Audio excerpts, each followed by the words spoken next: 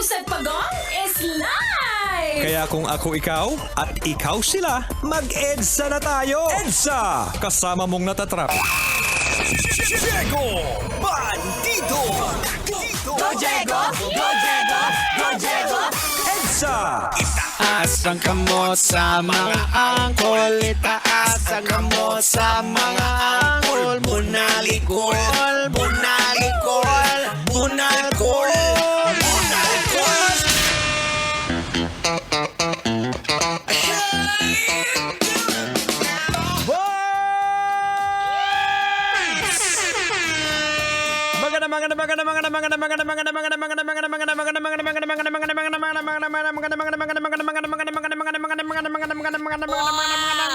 Kalbo.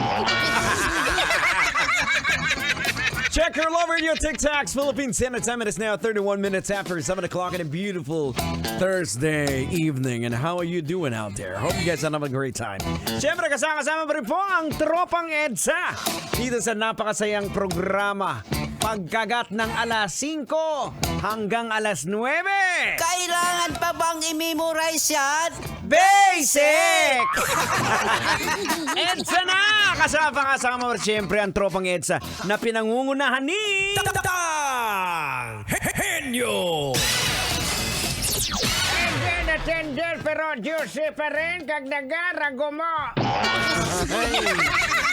Siyempre, inyo pong abang lingkod, kasama nyo rin. Diego Bandido! Pag may buhok, kailangan ba bang i-memorize yan? Basic, hindi ako yan! Impostor yan! Siyempre, kasati at kasalo din po natin ang napakakulit! Walang iba na si Duday! Hello po sa inyo po! Ako po si Duday, ang batang mahilig sa donut at ang batang hindi po ako makulit. Ano lang po, curious lang po ako sa mga bagay-bagay. Kasi po, siyempre, pag bata po, di po ba? Medyo naku-curious ka. Uncle Diego, kanino pong napkin to? Hoy, Duday! Nangangalkal ka na naman!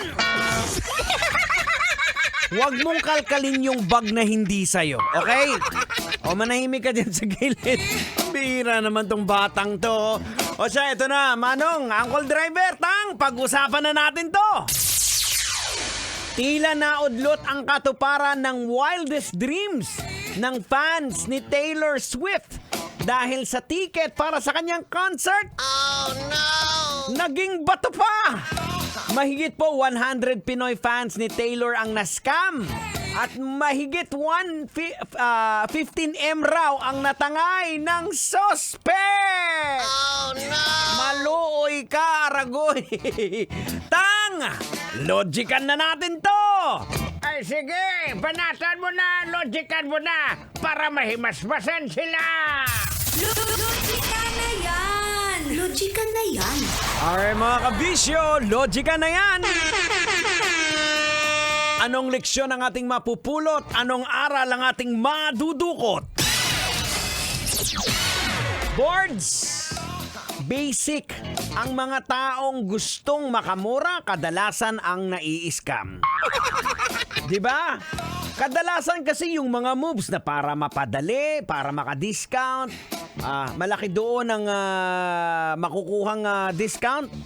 Doon kasi nagiging vulnerable na yung mga tao. Actually, nakikita naman natin na red flag na, di ba?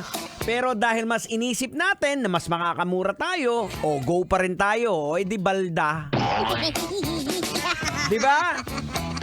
Pero alam nyo mga kabisyo, people may fall victim sa mga scams involving yung concert ticket sa mga iba't ibang kadahilanan, iba't ibang rason.